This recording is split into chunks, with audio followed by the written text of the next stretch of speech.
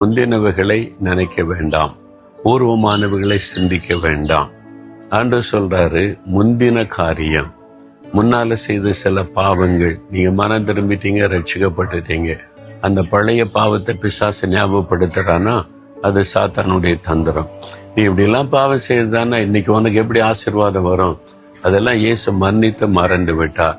இயேசு மன்னித்து மறந்த பாவத்தை பிசாசை ஞாபகப்படுத்துவான். அதான் ஆண்டவர் சொல்றாரு, முந்தினதை நினைக்காதே மகனே, மகளே, அதை நினைத்து கொண்டிருக்காத. முந்தின தோல்விகள், ஏமாற்றங்கள், நெருக்கங்கள், கடந்து வந்த பாதையில ஏற்பட்ட சில காயங்கள், அது உள்ளத்தை விட்டு போக மாட்டேங்க. உள்ளுக்குள்ளே காயமா இருக்கிறதுனால அதை நினைச்சு அப்ப ஏன் வாழ்க்கையில அதனால தான் நன்மையே நடக்க மாட்டேங்குது, தீமையே நடக்கிறது என்று சோர்ந்து போகிறீங்க. ஆண்டவர் சொல்றாரு, என் மகனே, முந்தினதை நினைக்காத, பூர்வமானதை சிந்தித்து கொண்டு இருக்காத.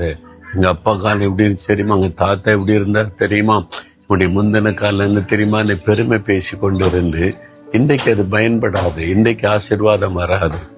ஆண்டவர் சொல்றாரு, நீ அதை மன்னித்து அதை மறக்கணும், உள்ளத்தை விட்டு அது விலகி போகணும். அப்படி முந்தினதை நினைக்காதபடி, பூர்வமானதை சிந்திக்காதபடி மறக்கும் பொழுது புதிய காரியம் நடக்கும், ஆசீர்வாதம் உண்டாகும், நன்மைகள் உண்டாகும்.